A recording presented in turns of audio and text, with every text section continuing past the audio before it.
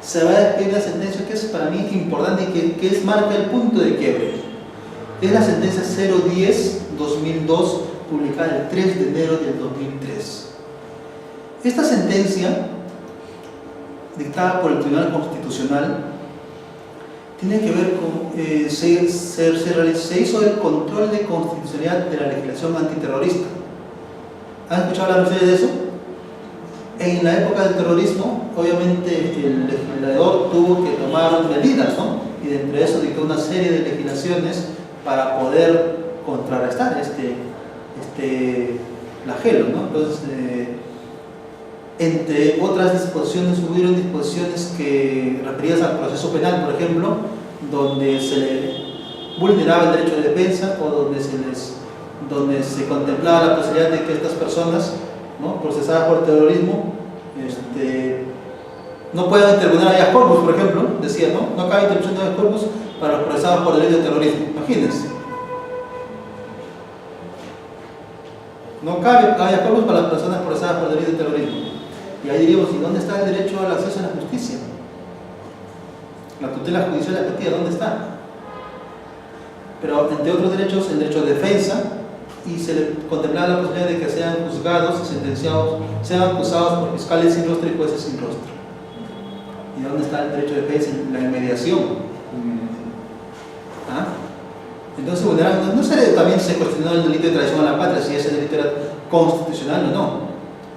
Bueno, finalmente, el Tribunal Constitucional declaró inconstitucional muchos aspectos de esta ley, no todo era inconstitucional, obviamente, sino que algunos aspectos eran inconstitucional, y ustedes saben que la declaración de inconstitucionalidad, ¿qué implica? Si una norma declarada inconstitucional, a partir del día siguiente de su publicación, queda sin efecto. Es decir, queda expulsada del ordenamiento jurídico esa ley. A través de una sentencia constitucional, a partir del día siguiente de su publicación en el Diario Oficial Peruano, esa ley, esa norma, queda sin efecto. Esa es la consecuencia de una declaratoria de inconstitucionalidad. Entonces, en este caso, el Tribunal declaró inconstitucional y ordenó de que el Congreso legisle nuevamente, pero esta vez ya tomando en cuenta los criterios que ha desarrollado por el Tribunal en la sentencia, ¿no? Y en efecto, el Congreso tuvo que legislar, tuvo que dictar otra legislación. Y los procesos dictados contra estas personas, a muchos de ellos habían sido sentenciados, tuvieron que anularse, ¿no? Esas condenas, por algunos que estaban en proceso, otros que ya estaban con condena, tuvieron que anularse a hoja cero, para que se inicie un nuevo proceso, esta vez sí respetando los derechos fundamentales. Y finalmente se dictó una nueva legislación.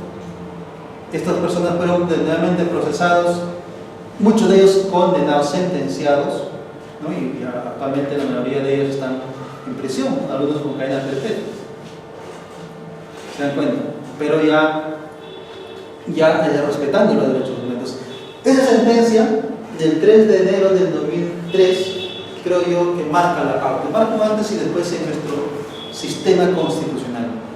A partir de ahí, el Tribunal Constitucional va a dictar otras sentencias que son muy importantes también, pero que a partir, creo, de ahí se marca un cambio, se marca un derrotero en el derecho constitucional, y a partir de ahí los jueces del Poder Judicial también van a tener en cuenta a la Constitución como norma jurídica suprema, y cada vez más se van a considerar, van a aplicar ese criterio.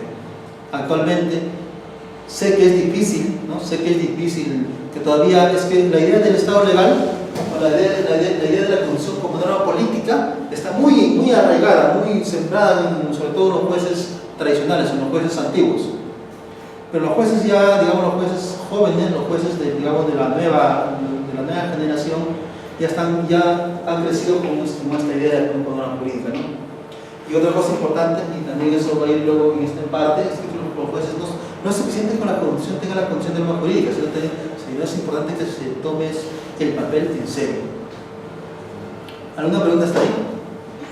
Doctor, solo para aclarar, entonces quiere decir que conforme a nuestra tradición jurídica, para considerar la Constitución como norma jurídica debe estar expresamente señalada en nuestra Constitución. Como le repito, puede o no estar. Conforme a nuestra tradición jurídica, puede o no estar, pero si, incluso, como le digo, en la Constitución de 93 ya estaba, pero no era efectiva. Pero formalmente hablando, eso Bueno, es de sí, ¿no? probablemente hablando, siendo fiel, digamos, consecuentes con nuestra tradición jurídica, sí. Para nosotros, todo tiene que estar por escrito. Para poder, ¿no? Para poder aplicar, tiene que estar en la ley, bueno, no en la ley, no, digamos, en la Constitución o en la ley. Para que estén siendo consecuentes con nuestra tradición jurídica. Es verdad. Es verdad.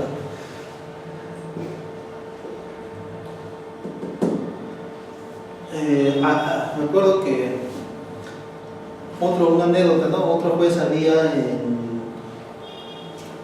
un caso, creo que era en La Libertad, decía un juez que había sido demandado porque había preferido la ley antes que la Constitución. Y él decía, en la audiencia del Tribunal Constitucional decía: señores jueces constitucionales, ¿la Constitución es norma jurídica suprema? Sí, no hay que negarlo. Pero yo me debo a la ley. Yo puedo considerar ese artículo que es injusto o arbitrario, pero aun cuando yo esté en contra de eso, como yo estoy sometido a la ley, yo tengo que aplicar la ley. Yo no tengo escapatoria, señor juez penal. Si yo fallo en contra de lo que dice la ley, me sería denunciado por delito de prevaricato o sería investigado por los órganos de control de la magistratura, decía. ¿Qué opinan? Falso. Eso es lo que decía el juez, ¿no? No, yo estoy sometido a la ley. No, pues, o sea, está sometido a la ley, sí, pero también a la Constitución. Y si hay una incompatibilidad entre la Constitución y la ley, tiene que preferir la Constitución. Ese es el argumento. No estamos diciendo que el juez, en un estado constitucional, el juez se va a olvidar de la ley, no, de ninguna manera. El juez tiene que cumplir la ley, pero si encuentra una incompatibilidad entre la Constitución y la ley, ¿qué tiene que preferir? La Constitución. El segundo requisito es la rematerialización de derechos fundamentales, ¿no? El segundo requisito del Estado constitucional. ¿Y qué se entiende por rematerialización de derechos fundamentales? Fíjense, como yo les decía, doctores, en todo este periodo existían constituciones. Esas constituciones también incorporaban derechos fundamentales. ¿Sí? La Constitución de Cádiz, la Constitución francesa, la Constitución italiana, la Constitución alemana, todos contenían algunos derechos fundamentales. Pero ¿qué ocurría con los derechos fundamentales? No tenían aplicabilidad, no tenían vigencia, no tenían efectividad. ¿De qué dependía la efectividad? Del desarrollo posterior que haga el legislador. ¿Por qué? Porque efectivamente seguimos que la fuente normativa por excelencia era la ley. En cambio, en un Estado constitucional, los mismos derechos fundamentales están en la Constitución, pero como la Constitución es norma jurídica, entonces ahí se produce la rematerialización, ¿no? El reforzamiento de los derechos fundamentales. A eso se refiere la rematerialización de derechos fundamentales. Siempre estaba en la Constitución, solo que ahora, dado que la Constitución tiene la condición de norma jurídica, entonces se va a producir la rematerialización de derechos fundamentales. A eso se refiere. Y la última característica, la garantía jurisdiccional de la Constitución. Como les decía, en principio todos estamos en la obligación de cumplir, de respetar y defender la Constitución, todos. Pero quizás nuestra labor de cada uno como ciudadano quizás no tenga la misma trascendencia que la que tienen la función de los jueces. ¿Verdad? Claro, porque los jueces, ¿por qué se vuelve trascendente su función? ¿Por qué es trascendental su función? Porque los jueces resuelven conflictos.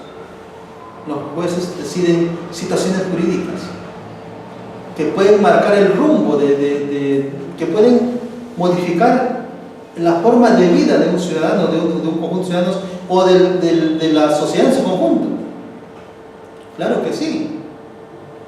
Una decisión del Tribunal Constitucional donde, por ejemplo, diga, vamos a decir así, donde diga que es admisible el matrimonio entre personas del mismo sexo, ¿modificaría nuestro estado de la sociedad, sí o no? Por supuesto. Una corte compuesta por 7 magistrados podría decidir nuestra forma de vida o de nuestros hábitos, a favor o en contra. Claro. Entonces dan cuenta ustedes que las decisiones de los jueces, de un juez de paz letrado, de un juez de familia, o en este caso de las altas cortes, puede efectivamente modificar no solamente el aspecto social, sino también el aspecto normativo. Puede cambiar el ordenamiento jurídico. Luego vamos a ver cómo, ¿ya? ¿Cómo así? Pero ¿cómo surge la idea de la garantía jurisdiccional? ¿De dónde nace?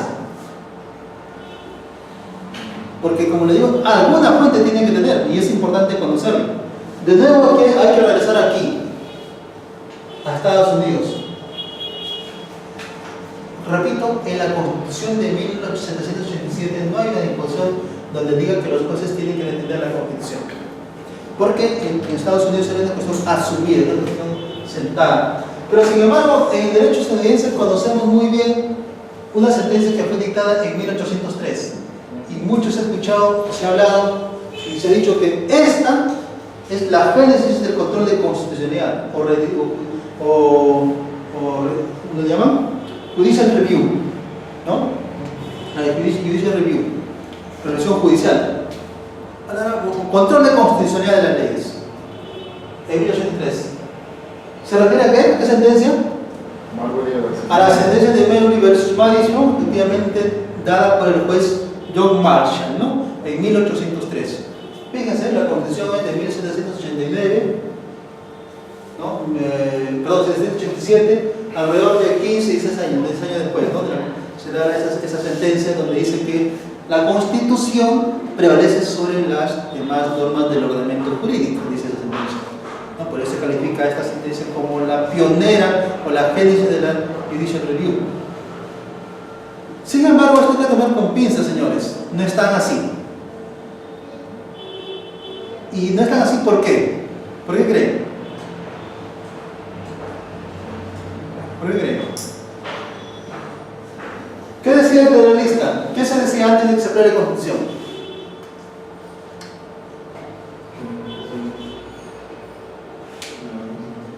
¿Qué se decía? Sobre este tema, ¿qué se decía?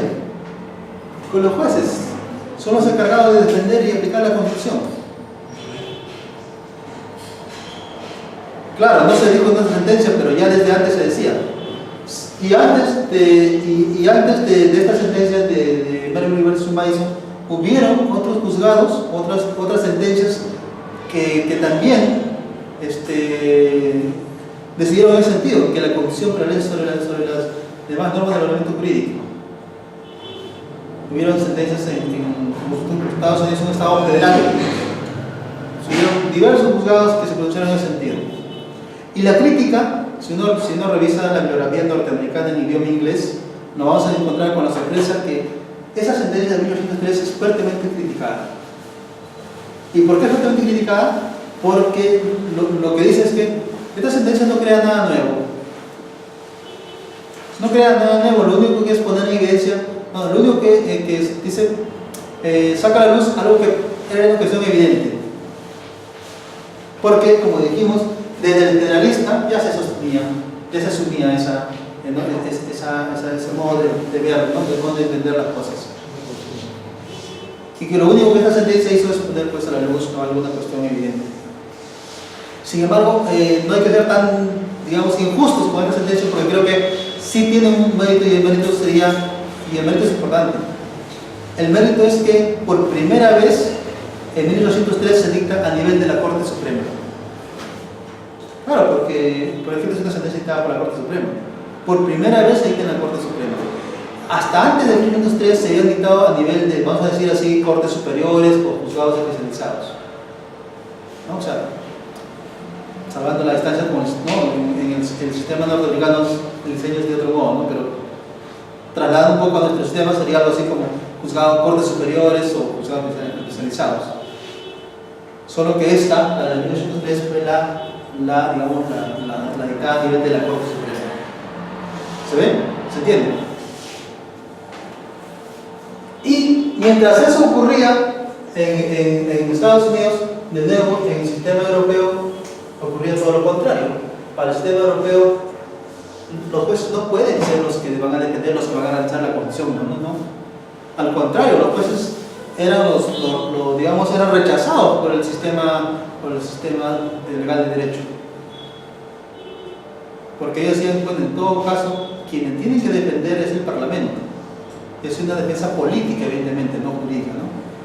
¿Por qué? Porque el Parlamento representa la voluntad general. Y en 1791, antes de la que se dé justo en los proyectos de la Constitución, aquí se va a tener lugar un autor muy conocido, que es Emmanuel Cheyes. ¿Han escuchado hablar sobre Cheyes? Él va a proponer que la Constitución tiene que ser defendida, tiene que ser garantizada por un órgano jurisdiccional. Tiene varias posiciones, pero en el fondo se podría concluir de que efectivamente él lo que propone es una defensa jurisdiccional de la Constitución, ¿no? Evidentemente esa propuesta no va a ser de recibo por el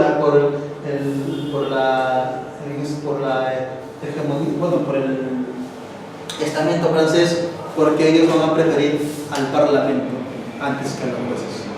Obviamente lo que se está viendo ahí es que si conoce, ¿no?, el derecho norteamericano, sabe cómo opera el sistema de derecho de Norteamérica y va a querer instaurar lo mismo en Francia. Sin embargo, tuvo auge, ¿no? Y va a ser hasta 1920 donde va a aparecer un autor muy conocido por nosotros que se llama Hans Kelsen. Hans Kelsen va a ser uno de los precursores en instaurar el Tribunal Constitucional en una constitución cuyo objeto o cuya función va a ser realizar el control de constitucionalidad de las leyes. Hans Kelsen. Pero no estoy diciendo que Kelsen es creador del Tribunal Constitucional, que no es lo mismo, ¿eh? Estoy diciendo que fue uno de los primeros que instauró el Tribunal Constitucional en una constitución, en este caso en la Constitución de Austria de 1920. Constitución de Austria.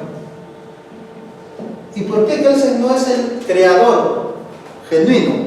Porque mucho tiempo con anterioridad, hay un autor que se llama Georg Jende, un autor alemán, que ya proponía la idea de la creación de un tribunal constitucional para defender y proteger la Constitución. Kelsen solía asistir a sus cursos de Georg Jende, conocía muy bien la propuesta de Georg Jende, entonces no podíamos sostener, como generalmente ustedes van a revisar en los libros, ¿no?, de Derecho Constitucional, y van a decir que el creador del Tribunal Constitucional es Kelsen. No, cuidado, no es el creador. Se puede decir que sí, fue el que instauró en una constitución, pero la idea no es que él lo haya creado, o él haya sido su idea para crear, ¿no?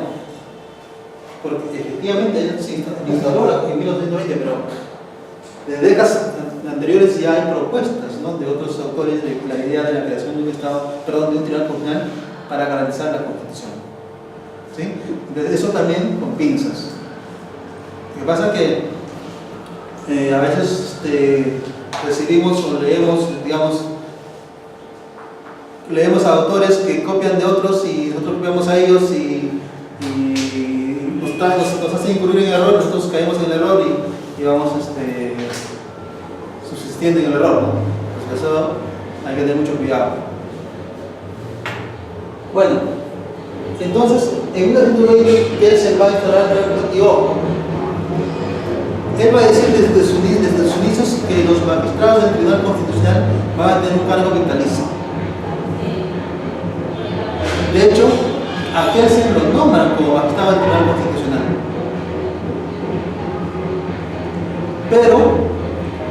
Pero va a durar en el cargo 10 años porque luego va a ser desaforado, va a ser destituido. ¿Por qué va a ser destituido? ¿Eso dónde es?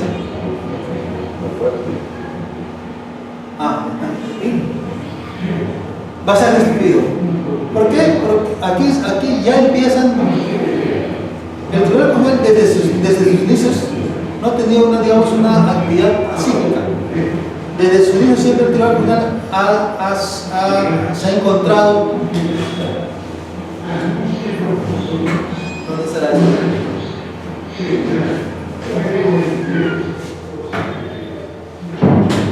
Muchas gracias, doctor. Los tribunales constitucionales, desde sus inicios, siempre se han encontrado expuestos a confrontaciones por parte del poder, en este caso del Congreso, del Poder Ejecutivo. Como ocurre actualmente, ¿no? Una decisión que emite el Tribunal Constitucional, o el Poder Ejecutivo está a favor y el Poder está en contra, o el Poder Judicial está a favor, o a la inversa, en otra sentencia el Poder Judicial está en contra, el Poder Ejecutivo a favor, en fin, casi muy pocas veces se logra la unanimidad de todos los estamentos, pero generalmente las decisiones del Tribunal Constitucional generalmente están expuestas a la crítica, obviamente están expuestas a la crítica, pero generalmente también están sometidas a situaciones, no a intereses políticos, económicos, sociales. Y precisamente el Tribunal de Kelsen va a emitir una decisión sobre el divorcio, ¿no? Hablando unas ciertas formas de disolver el matrimonio en 1930, ¿no? Y esa sentencia le va a costar el cargo a Kelsen, porque Austria era un estado muy conservador, ¿no? Influenciado también por el régimen, por la iglesia, y entonces se va a producir una confrontación con el tribunal. Luego de eso se va a generar una reforma de la Constitución. Finalmente Kelsen va a ser destituido del tribunal constitucional que él había instaurado en la Constitución de Austria. Fíjense. Pero esto surgió, como les digo, en 1930, perdón, en 1920, luego Kelsen fue derrotado en 1930. Luego de ahí se va la Constitución española de 1931 lo va a introducir el Tribunal Constitucional. Luego la Ley Fundamental de Bonn de Alemania en 1949 también lo va a instalar el Tribunal Constitucional. La Constitución española de 78 va a incorporar el Tribunal Constitucional. La Constitución peruana de 1979 va a incorporar por primera vez el Tribunal Constitucional. Antes se llamaba Tribunal de Garantías Constitucionales, con sede en Arequipa. Luego la Constitución del 93 va a instaurar, ¿no?, para reiterar el Tribunal Constitucional con sede en Arequipa, ¿no?, pero con su funcionamiento en Lima.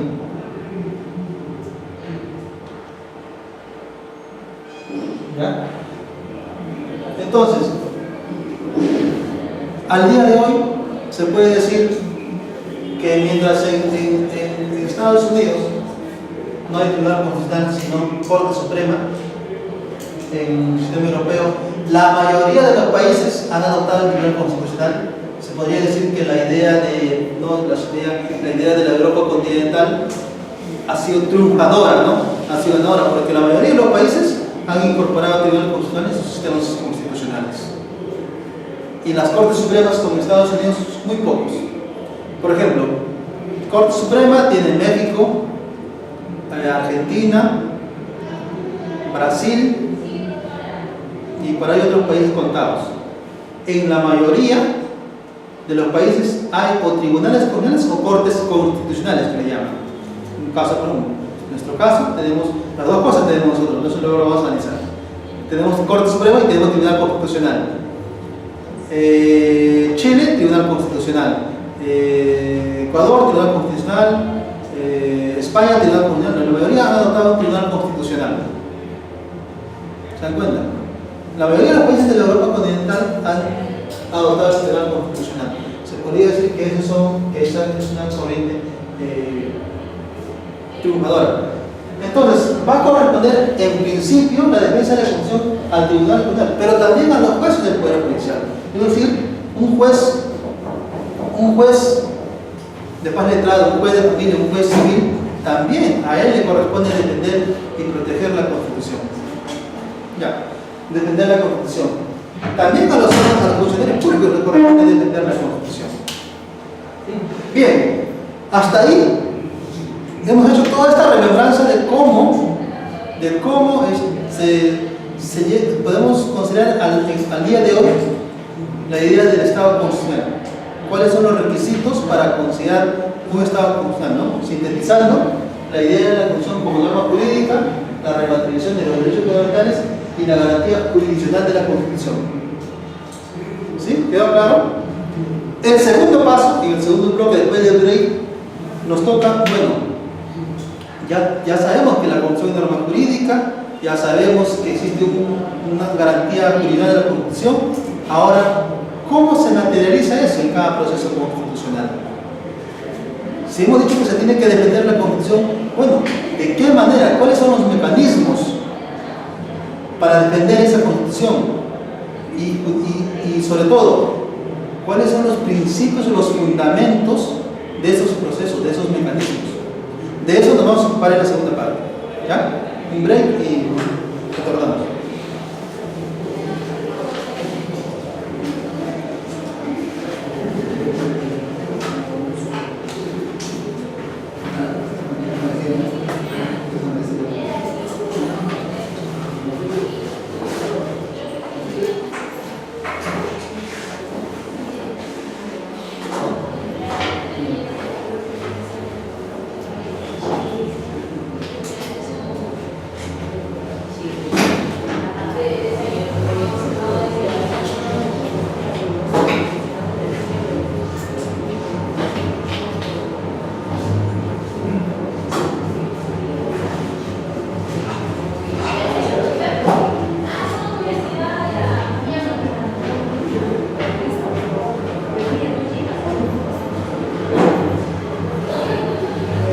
¿Qué es eso? Tal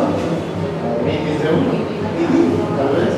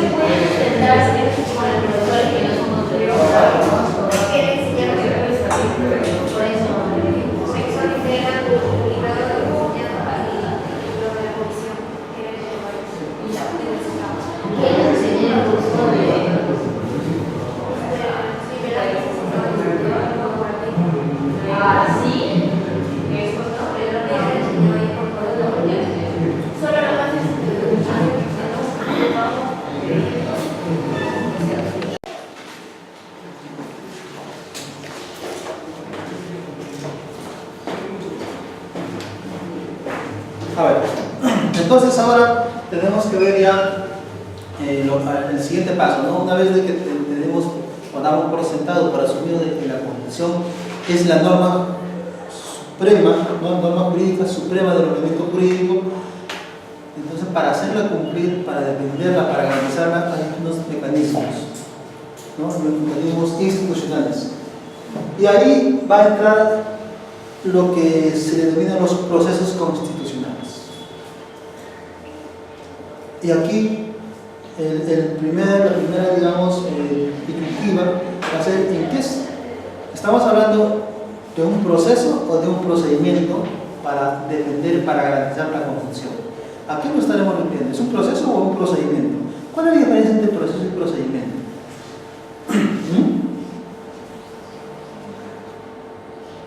¿Alguien especialista en derecho procesal aquí?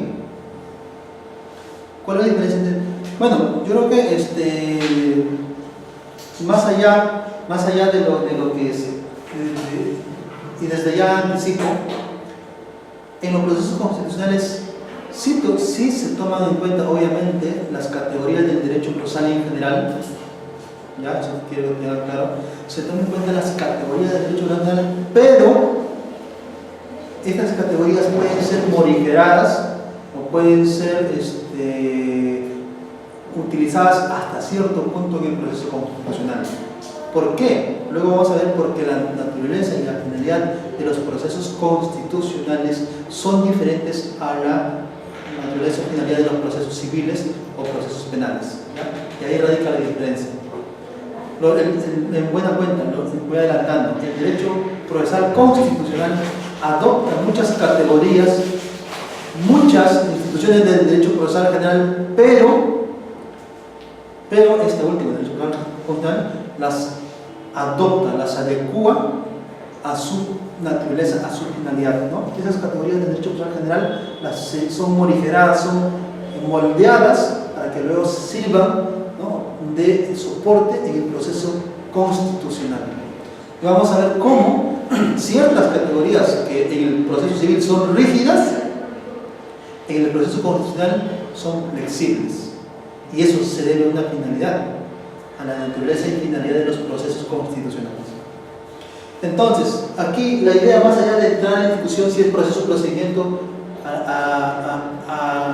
en un proceso constitucional eso no es lo relevante. Lo relevante es más bien cómo vamos a entender el proceso o procedimiento, cómo se entiende eso a partir de una constitución. Entonces, si estamos diciendo, imagínense que ustedes que la Constitución predomine su carácter político, no tendría la condición de norma jurídica. Entonces, el proceso o procedimiento que sirve para defender esa Constitución no sería igual al que corresponda cuando estamos hablando de una Constitución como norma jurídica, ¿no? Y esto se resume en esta siguiente premisa. Dice, toda concepción de Constitución trae consigo una concepción del procedimiento. O a la inversa, toda concepción de procedimiento tiene una concepción de Constitución. No existe ni un antes ni después, ¿no? Ni un previo ni un posterior. O sea, en buena cuenta te dice, dependiendo de lo que tú entiendas por Constitución, vas a entender su proceso o su procedimiento.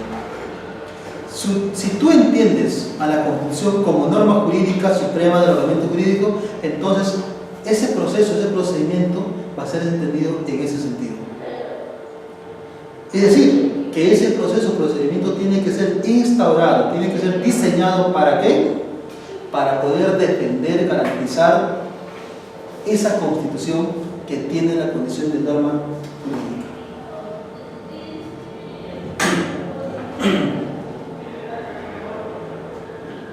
Obviamente,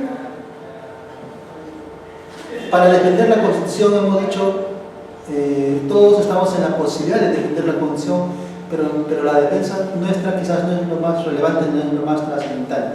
Lo más trascendente es la defensa hecha por los jueces. Y hablo aquí los jueces de todos los jueces de la República, juez de paz letrado, juez de familia, juez de laboral, jueces superiores, jueces supremos y también jueces del Tribunal Constitucional. En principio, quienes realizan la jurisdicción constitucional son los jueces del Tribunal Constitucional, el Tribunal Constitucional, pero también los jueces del Poder Judicial. ¿Por qué?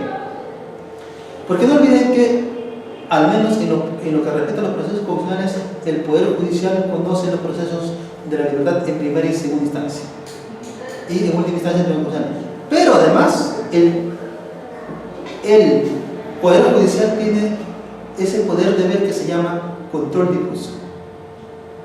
¿Se da cuenta? Entonces, en esa facultad también está inserta la jurisdicción constitucional. ¿Por qué jurisdicción constitucional? Porque la idea es, la jurisdicción constitucional tiene que ver, ¿no?, a toda aquella jurisdicción donde tenga por objeto garantizar la supremacía normativa de la Constitución.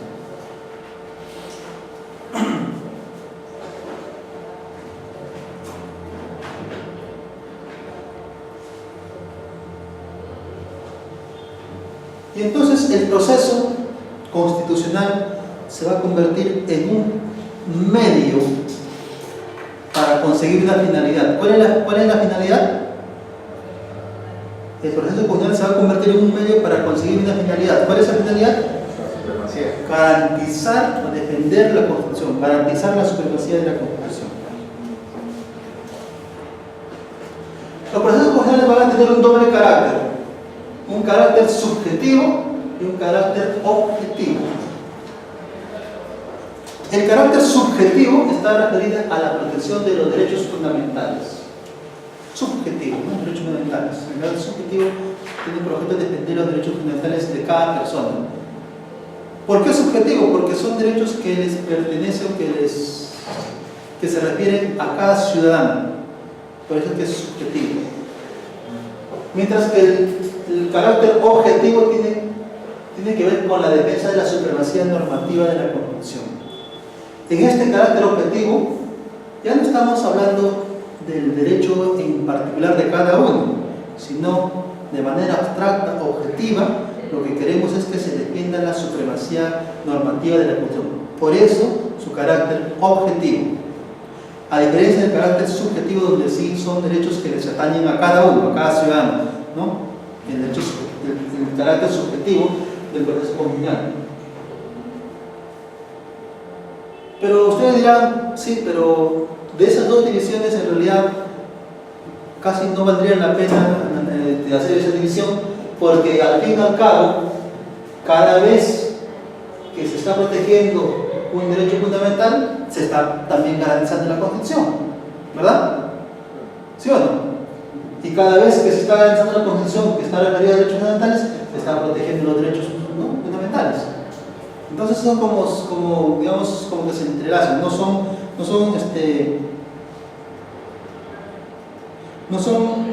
dimensiones aisladas, sino son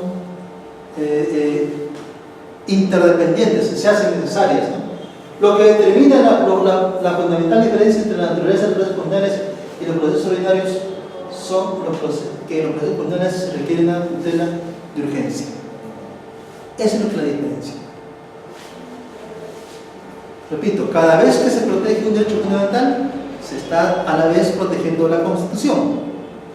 Y cada vez que se está protegiendo la Constitución, por ejemplo, se está protegiendo el derecho a la libertad de honor o la libertad de reunión, ¿no? Se está protegiendo la Constitución en sí misma, pero también un derecho fundamental. Entonces son como instituciones que se retroalimentan.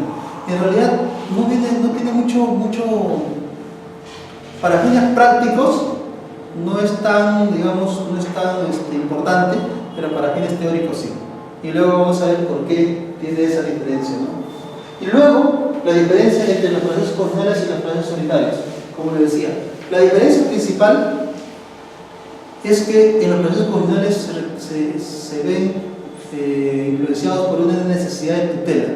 Necesidad de tutela tanto a la garantía o a la supremacía normativa de la Constitución, como necesidad de tutela a los derechos fundamentales.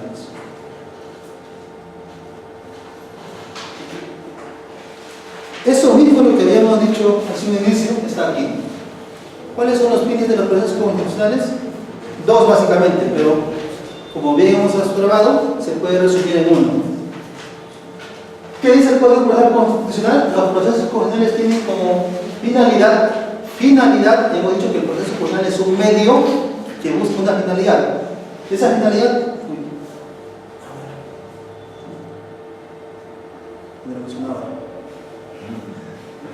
esa finalidad, la primera es garantizar la supremacía normativa de la Constitución. La primera finalidad de los procesos constitucionales en general, garantizar la supremacía normativa de la Constitución. La segunda finalidad, garantizar la vigencia efectiva de los derechos fundamentales. La segunda finalidad, garantizar la vigencia efectiva de los derechos fundamentales. Y como repito, esto se puede sintetizar, estas dos finalidades en una sola, en garantizar la supremacía normativa de la Constitución, porque repito, cada vez que se está observando la vigencia efectiva de los derechos fundamentales, a la vez se está garantizando la supremacía normativa de la Constitución, ¿sí? Entonces, que quede esa idea sentada, porque eso va a ser importante para los demás. Garantizar, en definitiva, los procesos constitucionales tienen por objeto, tienen por finalidad garantizar la supremacía normativa de la Constitución, asumiendo que la Constitución es una norma jurídica suprema del ordenamiento jurídico, ¿sí? Eso es lo que hemos estudiado en la primera parte, ¿no?, de la idea de la Constitución como norma. Bueno, pues aquí está, garantizar esa supremacía normativa, ¿no?, de la Constitución. Seguimos. Tipos de procesos constitucionales.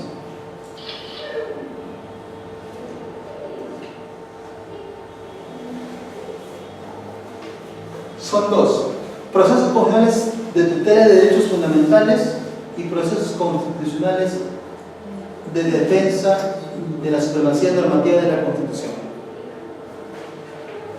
¿Cuáles son aquellos procesos constitucionales de tutela de derechos fundamentales? El proceso de habeas corpus, el proceso de amparo, habeas data, el proceso de cumplimiento. ¿Y cuáles son aquellos procesos constitucionales de defensa de la Constitución? La acción popular, el proceso de inconstitucionalidad y el proceso competencial. Y con el proceso competencial hay que hacer una precisión, porque si uno revisa la Constitución en el artículo 200, ¿sí? Artículo 200, ¿ya? Artículo 200 de la Constitución dice: son garantías constitucionales, ¿ya? Voy a leer la parte que nos interesa. Son garantías constitucionales la acción de habeas corpus, la acción de amparo, la acción de habeas data, la acción de cumplimiento, la acción popular, la acción de cumplimiento, la acción de inconstitucionalidad.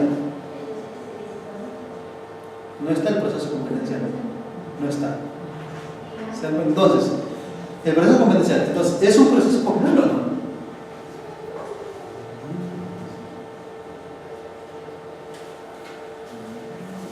Pero, otro detalle más: cuando ustedes interpreten la Constitución, no interpreten de manera aislada, de manera particularizada.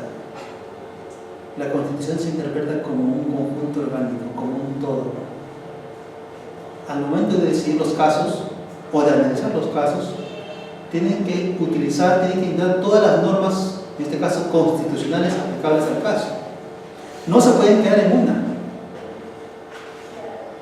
Tienen que utilizar todas las normas constitucionales. Entonces, como repito, un principio de la interpretación de la Constitución es que el principio de unidad, que significa que la Constitución se interpreta como un todo unitario, como un conjunto orgánico. Entonces, si uno lee el artículo 200 que dice garantías o procesos constitucionales, son garantías constitucionales: el habeas corpus, la acción de amparo, la acción habeas data, la acción de inconstitucionalidad, la acción popular y la acción de cumplimiento, no encontraremos el proceso competencial o la acción competencial. Entonces, alguien podría decir: no lo reconoce expresamente, por lo tanto no debería ser. Pero hay que interpretar como de manera conjunta. ¿Con cuál disposición hay que interpretar? Con el artículo 202, inciso 3, que dice: son atribuciones del Tribunal Constitucional conocer los conflictos de competencia o de atribuciones asignadas por la Constitución conforme a ley. son o corresponde al Tribunal Constitucional conocer los conflictos de competencia o de atribuciones asignadas por la Constitución. Este proceso competencial, ¿qué persigue? En definitiva, un proceso competencial, ¿qué persigue? Determinar las competencias de cada órgano de gobierno del Estado. Pero en definitiva, resguardar, garantizar las competencias asignadas por la Constitución a cada uno de los órganos del Estado. Defender esas competencias, ese reparto de competencias asignadas por la Constitución a cada uno de los poderes del Estado. Por ejemplo, al Poder Legislativo se le ha otorgado la competencia de dictar leyes. Imagínense que mañana, o una buena mañana, al presidente de la República se le ocurre dictar una ley.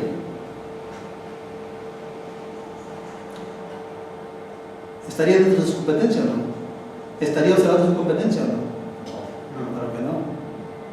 Lo que puede dictar el presidente de la República es el decreto legislativo con una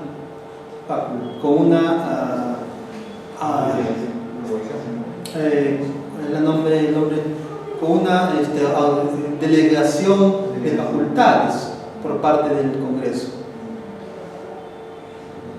No puede dictar legislativo, pero no puede dictar leyes. Y el Congreso, por su parte, tampoco puede dictar decretos legislativos, porque ese decreto legislativo es competencia del presidente de la República. Entonces, si aquí habría una invasión de competencias, entonces estos órganos pueden interponer una demanda competencial ante el Tribunal Constitucional, y el Tribunal Constitucional tiene que resguardar el reparto de competencias asignados por la Constitución a cada uno de los poderes y órganos del Estado. De eso se trata. Entonces, por eso, en definitiva, que con esto que se está buscando, igual, garantizar, defender la Constitución, garantizar la expresión normativa de la Constitución. Por eso, el proceso competencial también ha de ser considerado como una garantía o proceso constitucional.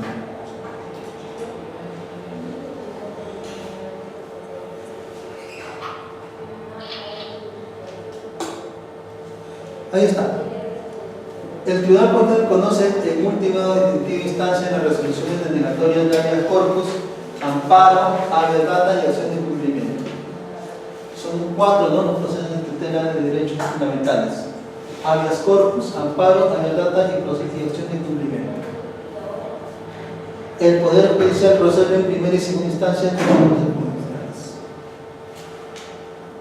Fíjense a esta expresión: resoluciones denegatorias.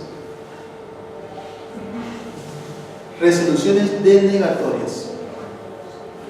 Aquí lo que está diciendo es que si en segunda instancia se produce una resolución denegatoria, entonces cabe acudir en última instancia al Tribunal Constitucional. ¿Está hablando únicamente de sentencias o está hablando de resoluciones en general? ¿Ah? Cuando dices resoluciones denegatorias, ¿se está refiriendo solamente a sentencias o a resoluciones en general? ¿Por qué les hago esta pregunta? Porque ustedes saben que en el proceso de amparo, por ejemplo, procede la medida cautelar. ¿Y qué ocurre si uno presenta la medida cautelar en primera instancia de que declara imputado improcedente? Se interpone la apelación, se declara imputado improcedente. ¿Podrá interponerse un recurso de agravio contra esa resolución que le niega la medida cautelar? Porque claro, esa medida cautelar tiene por objeto ¿qué? Proteger los derechos fundamentales y en definitiva garantizar la supervisión de materia de la Constitución. ¿Podrá interponerse un recurso de agravio contra esa decisión que te niega la medida cautelar? La medida cautelar no te emite una sentencia, evidentemente, ¿no? Mediante un auto.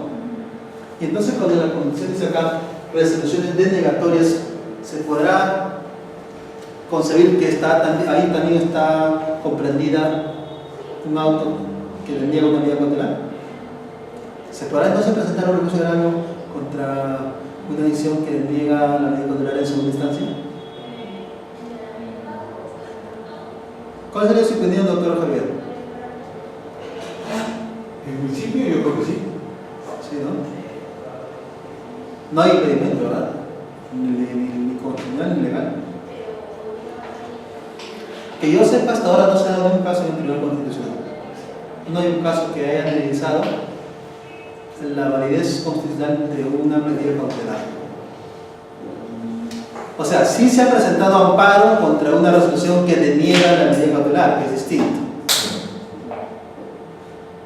¿Ya? Pero, vamos a, si queremos lo graficamos, ¿ya? Para que lo puedan entender mejor.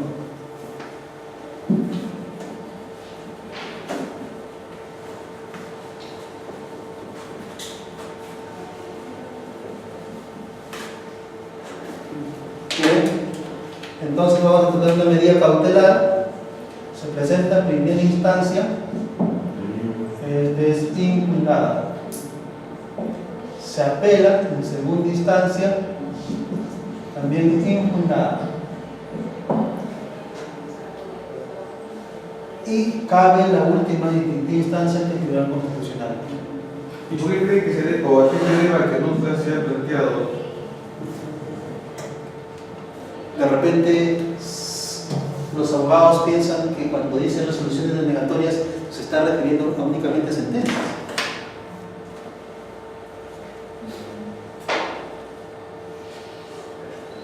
El artículo 202, inciso 2 dice: corresponde al Tribunal Constitucional conocer en última y definitiva instancia las resoluciones denegatorias de habeas corpus, amparo, habeas data y acción de cumplimiento.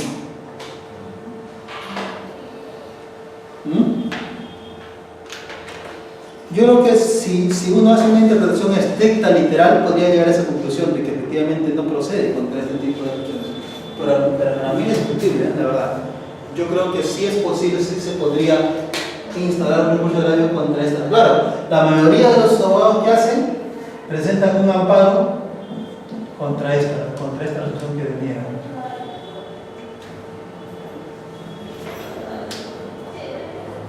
¿No? Entonces, para pensar, ¿es posible o no?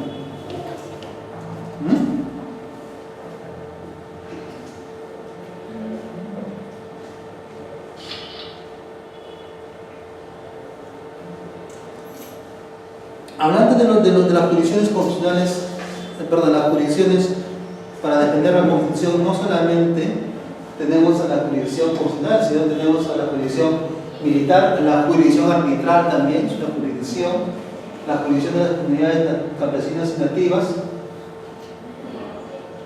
y obviamente la jurisdicción constitucional, que todas ellas lo que buscan es el respeto de los derechos fundamentales y en definitiva garantizar la supremacía normativa de la Constitución.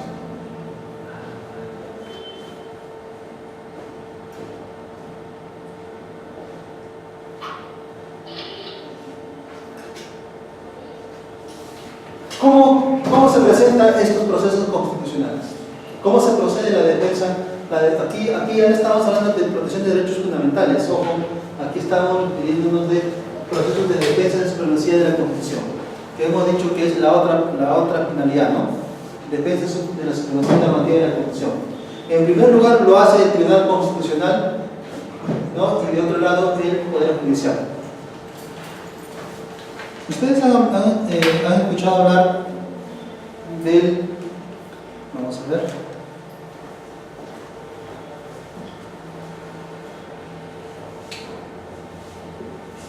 control difuso y control concentrado. ¿Quiénes realizan el control difuso? Los jueces del Poder Judicial. Cualquier juez de la República, sea juez de paz letrado, sea juez especializado, juez laboral, juez superior, cualquier juez de la República le corresponde realizar el control difuso. ¿Y qué sí? Bueno, y eso porque la Constitución lo dice expresamente también.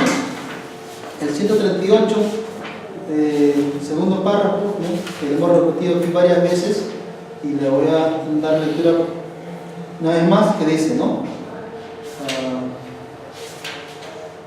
Fíjense, y ahí está el énfasis. en todo proceso, no dice solamente el proceso penal, el proceso civil, no, en todo proceso de existir incompatibilidad entre una norma constitucional y una norma legal, los jueces prefieren la primera. Eso significa, señores, que cualquier juez de la República, si encuentra una incompatibilidad entre una ley y la Constitución, ¿no?, los jueces deben preferir la Constitución. ¿Ya? Entonces, ¿y por qué control difuso? ¿Por qué control difuso? Porque precisamente, como su nombre dice, difuso, cualquier juez de la República lo puede realizar. Difuso, cualquier juez de la República. Pero hay una condición. ¿Qué se necesita para eso? Que haya un caso concreto.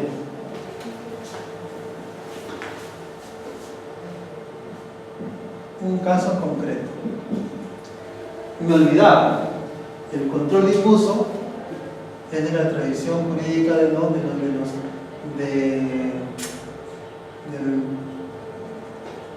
common law.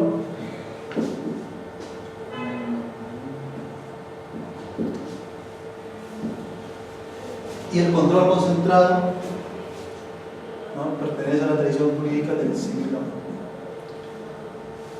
Para que, más allá de eso, para ser un poco más precisos, vamos a poner acá europeo y aquí Estados Unidos. Para aplicar el control difuso se necesita en principio tener un caso concreto. Es decir, que hay un caso de cualquier materia de que se trate, sea familia, sea laboral, si para resolver el caso se advierte que esa ley con la cual se va a resolver el caso colisiona con la Constitución, entonces hay que aplicar ahí el control difuso, ¿no? O sea, al momento que el juez tiene que resolver un caso y tiene que aplicar una ley, que esa ley que va a ser relevante para decidir el caso, y si ese caso si esa ley colisiona con la Constitución, entonces el juez tiene que realizar el control difuso, y probablemente al realizar el control difuso probablemente puede concluir en que resulta inconstitucional. Y si es inconstitucional, en ese caso concreto, si esa ley es inconstitucional, lo inaplica al caso concreto. Eso significa que la ley está vigente, puede aplicarse en otros casos, solo que para ese caso va a ser inaplicable. Para ese caso no se va a aplicar porque se está considerando que es inconstitucional. ¿Se entiende? Para ese caso es inconstitucional y por lo tanto se inaplica. Pero la ley no se expulsa del ordenamiento jurídico, no pierde la vigencia. Para otros casos está vigente. ¿Ya? ¿Han escuchado este caso de la impugnación de... A ver, vamos un poco más, un casito más... A ver. Doctor, ¿y esta facultad es a pedir de parte o de oficio? A ver, las partes lo pueden pedir, pero también de oficio se puede aplicar. Es un poder deber del juez. O sea, el juez no es una facultad, no es una cuestión que el juez lo debe considerar o no. Es un deber del juez, un poder deber. Si las partes lo piden, bueno, el juez no le queda otra que aplicarlo. Pero el juez de oficio está en la obligación de hacerlo. ¿Por qué? Porque en definitiva, y venimos reiterando que aquí lo que se trata es de garantizar la supremacía normativa de la Constitución. Entonces, ahí donde el juez encuentre un supuesto donde la ley colisiona con la Constitución, el juez tiene que preferir la Constitución. En definitiva, es un poder deber. Y el artículo 138, segundo párrafo, lo dice deben, que es un deber, ¿no?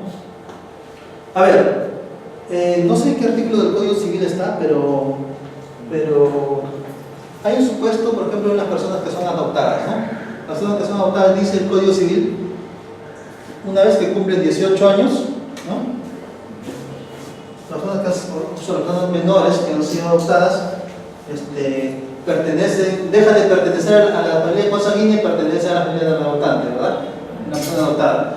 Pero una vez que cumplen los 18 años, tienen un año para que puedan ratificar, ¿no?, si van a permanecer con la familia del adoptante o van a, digamos, dejar de pertenecer, ¿no?, a la familia adoptante y van a volver a pertenecer con la familia consanguínea. Un año. O sea, luego que cumple 18 años, tiene un año. ¿Sí? Ya.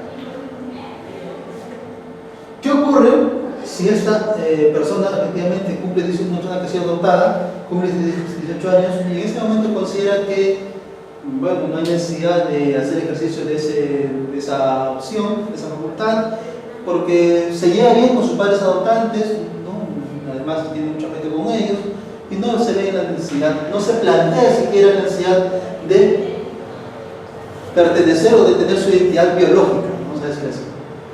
Pero ocurre que a los 20 años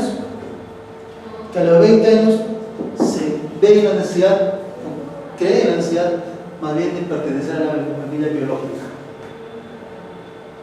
porque considera de que forma parte de su derecho de identidad, ¿no?, de conocer, saber o pertenecer a la familia biológica, como parte de la identidad, ¿no? Toda persona tiene derecho a la identidad, lo dice la Constitución. Entonces, a los 20 años, esta persona interpone una demanda de ¿cómo se llama eso? Cesación de adopción, ¿será el nuevo proceso?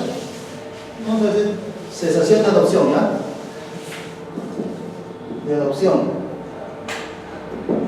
Presenta la demanda y el juez, ¿no?, el juez tiene que calificar.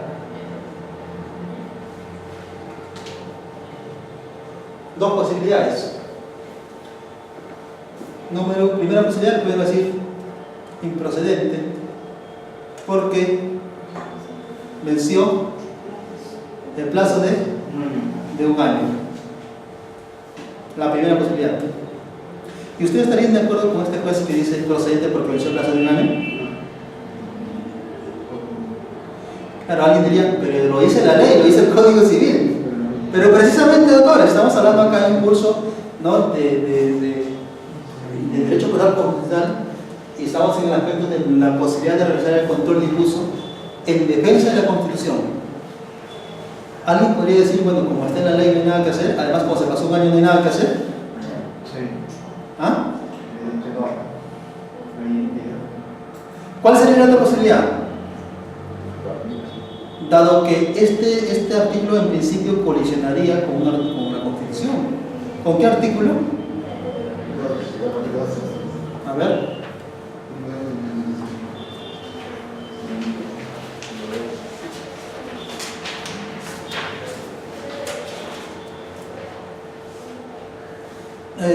Toda persona tiene derecho a la vida y a su identidad. Artículo 2, inciso 1. Toda persona tiene derecho a la vida y a su identidad. Y estamos reiterando aquí desde el inicio, de manera enfática, que todas las disposiciones de la Constitución son vinculantes, son obligatorias y por lo tanto tienen que cumplirse. Entonces aquí, después, ¿qué tendría que hacer? ¿Tendrían que aplicar el control difuso o no? ¿Ah? Pero hemos dicho, primero, que tiene que haber un caso concreto. ¿Hay un caso concreto? Sí. Por supuesto, es el caso de exención de adopción. Luego, tiene que inaplicar, ¿no? Entonces aquí se tiene que hacer efectivamente un análisis de constitucionalidad. Luego creo que en la tercera o cuarta sesión es una clase de inconstitucionalidad, ahí lo veremos más a detalle. Pero aquí el juez tiene que hacer el control difuso y tiene que tomar la decisión de si ese artículo contraviene la Constitución o no. Si contraviene la Constitución, obviamente lo va a declarar inconstitucional. Y por lo tanto va a inaplicar. Pero el juez puede llegar a la conclusión de que esa ley no es inconstitucional y por lo tanto sí va a aplicar ese caso. Pero fíjense, aquí ni siquiera estamos hablando de la sentencia. Estamos hablando del primer acto procesal de un proceso judicial. ¿Qué acto es? Calificación de demanda. Calificación de demanda, fíjense. El control difuso, señores, no es necesario llegar a la sentencia. Se puede también realizar con la calificación de la demanda. ¿Se ve? Se puede realizar, es un claro ejemplo, que el control difuso puede producirse en cualquier etapa del proceso. Calificación de demanda, admisión de pruebas, no sé, presentación, o sea, ofrecimiento de pruebas, actuación de pruebas, en fin, pero siempre y cuando se trate de un caso concreto y contravenga la Constitución. Y como mayor razón, en la sentencia, al momento de decidir, hay un artículo que colisiona claramente con la Constitución, entonces pues tiene que aplicar el control difuso y llegar a determinar si es constitucional o es inconstitucional. Y en este caso, como les digo, en el primer acto procesal, ¿no?, se aplica el control difuso. Entonces, en ese caso, el juez, si declara inconstitucional, lo va a declarar inaplicable para ese caso. En otros casos, ese artículo sigue vigente, sigue vigente en el Código Civil. No se movió ni una coma. Sigue surgiendo su vigencia. Claro, otros jueces, cuando lo tengan en sus manos, en su caso en sus manos, tendrá que, si es un juez, digamos, que se tome en serio la Constitución, aplicará el control difuso. Pero si es un juez que no se tome en serio la Constitución y un juez, no, digamos, legalista, va a decir, como acá se ha vencido el plazo de 1 año y por lo tanto vamos a declarar acá improcedente porque ha vencido el plazo, ¿no?, del año para poder demandar la cesación de adopción. ¿Se dan cuenta? Eso es lo que ocurre en un proceso, en un control difuso que se necesita un caso concreto. En cambio, en un proceso, en un control concentrado, nosotros no necesitamos de un caso concreto. Aquí el proceso es abstracto. Pero ¿por qué concentrado? Primeramente, perdón. ¿Por qué concentrado? Porque a diferencia del control difuso, donde cualquier juez, todo juez puede realizarlo, el control concentrado solamente lo hace un juez. En este caso, un tribunal constitucional. Solamente el tribunal constitucional puede realizar el control concentrado. Solamente el tribunal constitucional. En el control difuso, cualquier juez. Por eso es difuso. En el control concentrado, solamente un órgano. En este caso, el tribunal constitucional.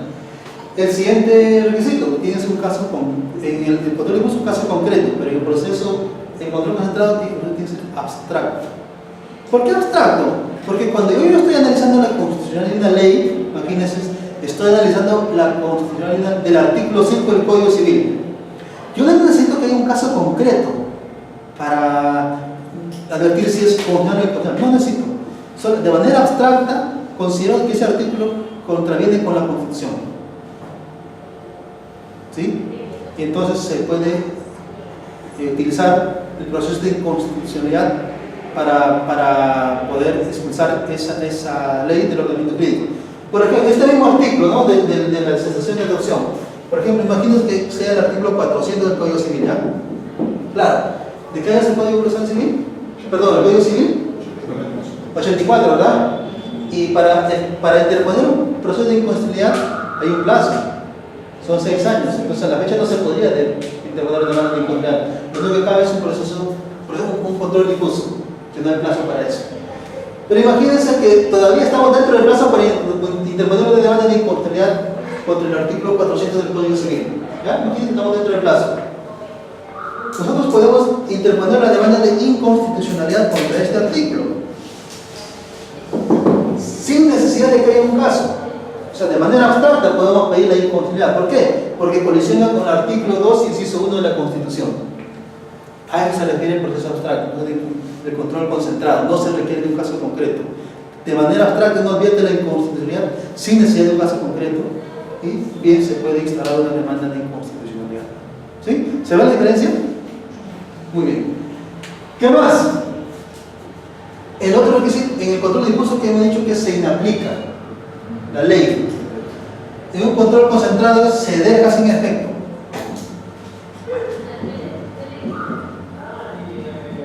Se deja sin efecto.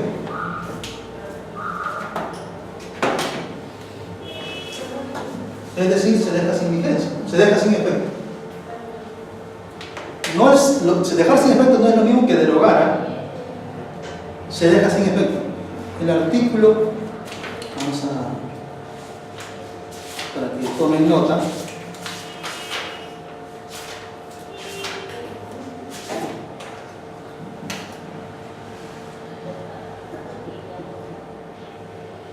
ya, el artículo 204 de la Constitución dice: la sentencia del Tribunal Constitucional que declara la inconstitucionalidad de una norma se publica en el Diario Oficial del Perú. Al día siguiente de su publicación, dicha norma queda sin efecto. Es decir, si una ley es declarada inconstitucional, al día siguiente de su publicación, esa norma queda sin efecto. Es decir, en pocas palabras, se expulsa del ordenamiento jurídico. No está más en vigencia esa ley. A diferencia del control difuso, donde dijimos que solamente se inaplica y la ley sigue en vigor a otros casos. En cambio, en un proceso de comunidad, en un control concentrado, esa norma se expulsa del ordenamiento jurídico y por lo tanto ya no tiene vigencia. ¿Algún ejemplo en el Perú? ¿Del control concentrado? Sí. La mayoría de las sentencias, por ejemplo, a ver, una ley última que ha sido declarada inconstitucional. La del CAS. No, la CAS se ha confirmado la constitucionalidad. La que se ha declarado inconstitucional fue la de la ley antitransfugismo. Se ha declarado inconstitucional en algunos aspectos. Entonces significa que a partir del día siguiente no está en vigencia esa ley. O esta ley, en este caso que le mencioné anteriormente, ¿no? Cuando el Tribunal Constitucional declaró inconstitucional la legislación antiterrorista por vulnerar el derecho de defensa, ¿no? Y el derecho al juez natural. Al día siguiente de su publicación, bueno, ahí decretaron una vacante sentencial, ¿no? Por un tiempo para que el legislador legisle. Pero es al día siguiente de su publicación, en principio, esa norma queda en vigor, perdón, pierde su vigencia. No se aplica más. Y tan así que en este caso los procesos tuvieron que anularse. Nuevamente se instalaron, sí, pero ya se ve una nueva legislación, ¿no? Entonces el Tribunal Constitucional, señores, realiza el control abstracto y también puede realizar el control difuso. ¿En qué casos el Tribunal Constitucional? Porque hemos dicho que el control difuso lo realiza los jueces del Poder Judicial. ¿Y en qué casos el Tribunal Constitucional puede realizar el control difuso? Caso concreto. Efectivamente, cuando se produce el supuesto, en un caso concreto, si el Tribunal Constitucional, en un proceso de amparo, por ejemplo, o proceso de habeas corpus, advierte que para decir ese caso hay una ley, ¿no?, que colisiona con una contra la Constitución, también puede aplicar el control difuso del Tribunal Constitucional, que en principio solamente está para realizar el control concentrado, pero la cuestión es que como también conoce el proceso de habeas corpus, amparo, edad y cumplimiento, entonces también cabe la posibilidad de que pueda realizar el control difuso.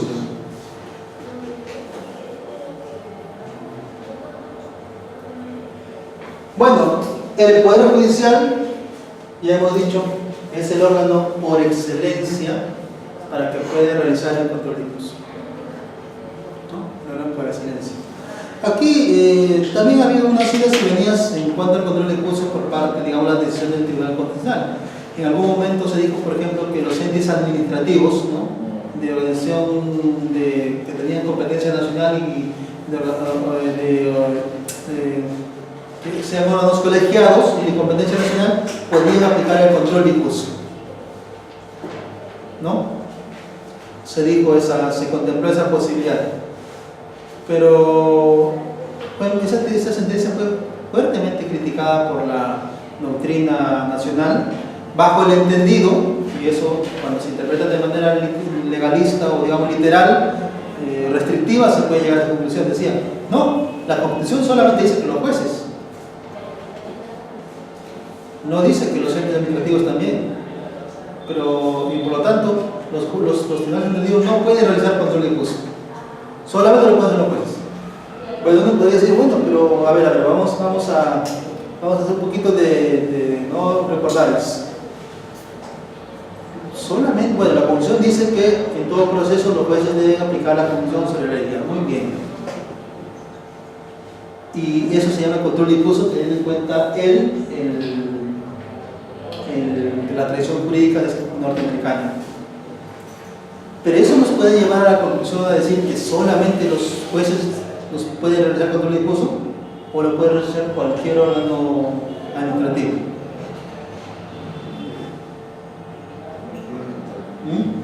Según esta lectura, y de hecho, finalmente el Tribunal Constitucional luego dijo, se rectificó y dijo, ese criterio precedente que lo fijamos en ese momento donde decían que los tribunales administrativos también pueden realizar control difuso, vamos a dejar sin efecto ese precedente. Ahora vamos a el nuevo criterio es que los tribunales administrativos no realicen control difuso, porque eso solamente están para los jueces.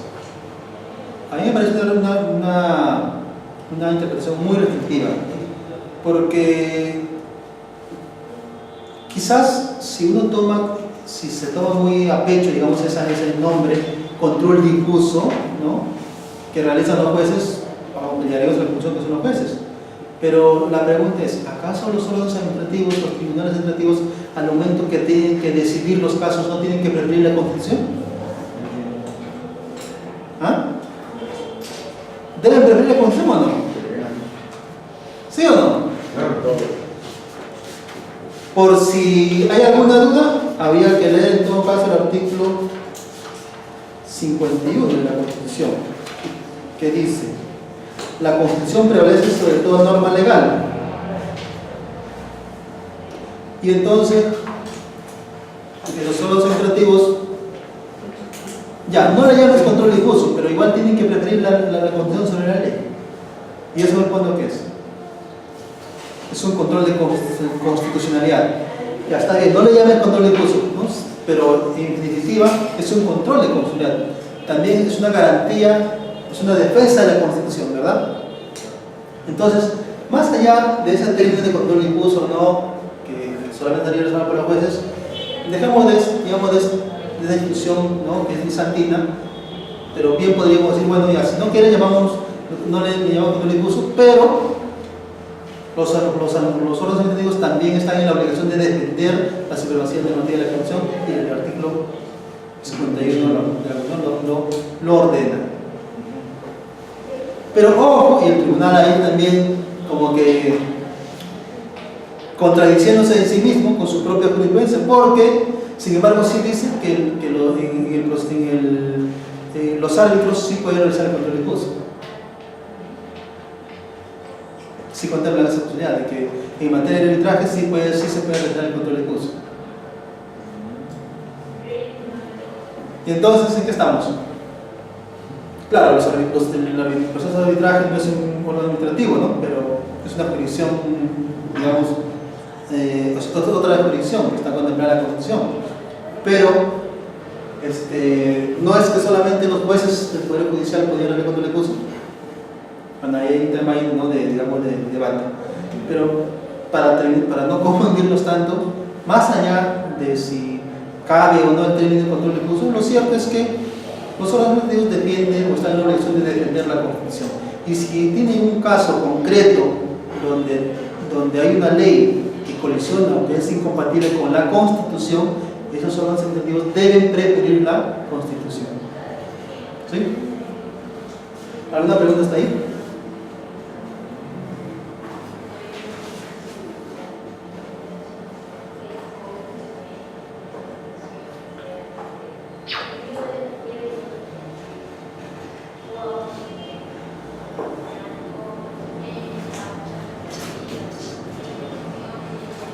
El control constitucional o la defensa constitucional o de la supremacía normativa de la Constitución es un control ex post. Es decir, el control difuso o el control concentrado no se realiza de manera preventiva, sino ex post. Primero tiene que darse la ley para que luego se realice el control difuso o el control concentrado. no se puede presentar, no se puede aplicar el control de impulso, por ejemplo, de un proyecto de ley. No, pues. O no se puede presentar